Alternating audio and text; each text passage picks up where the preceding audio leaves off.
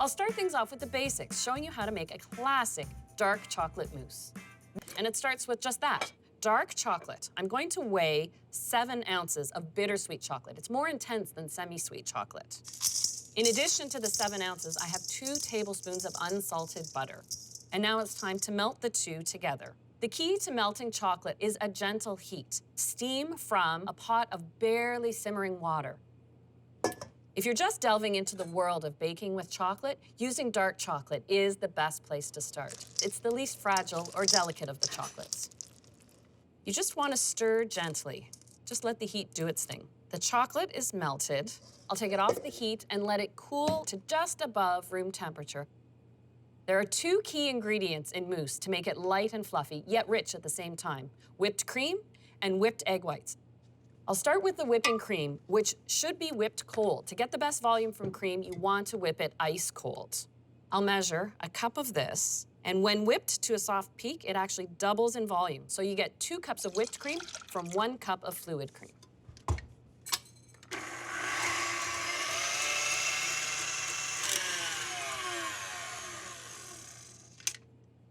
There we go.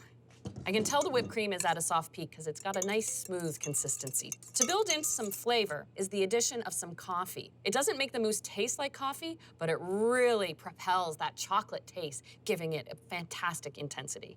That's a 1/4 cup of cooled espresso coffee. And before I fold that in, I also like to add a touch of brandy. It is optional, 3 tablespoons.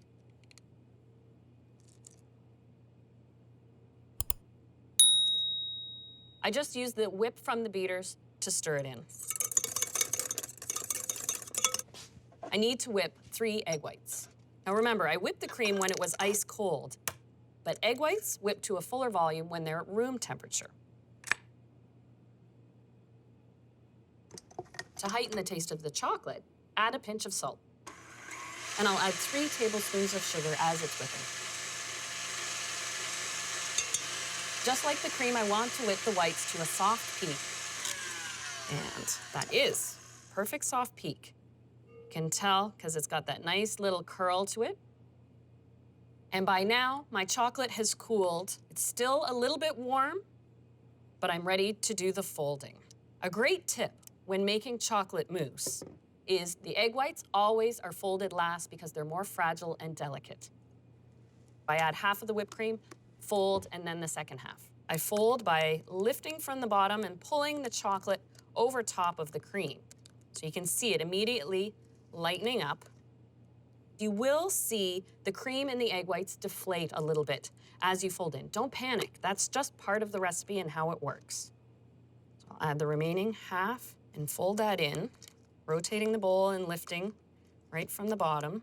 Before you start adding the egg whites, it's okay to see streaks of cream throughout the mousse because you have another opportunity to complete the folding. I can add the egg whites all at once. And another great tip to follow is to actually not be so slow and deliberate and gentle when you're folding. It's more effective to be faster and a little more vigorous because time is the enemy. The faster you can fold it in and get it into the cups, the better volume you'll have. I like to use the mixing bowl or a measuring cup that has a spout to be able to pour the mousse into my dishes. Any serving glass will do. Now keep in mind, this is a basic chocolate mousse. It's the kind that's meant to serve in a dish. If you were to go to French bistro, this is what you would find on the menu. I just simply use my spatula to guide it and pour it into the glass.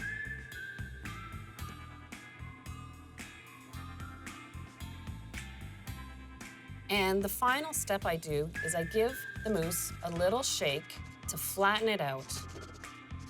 There we go.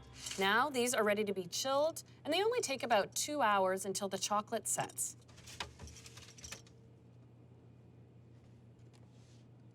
I have one that is already set, and a little garnish is always nice, but keep it simple.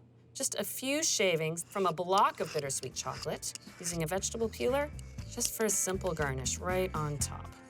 And there you go, a bistro classic dark chocolate mousse. And so it's soft and creamy, but rich at the same time. This is definitely a decadent treat.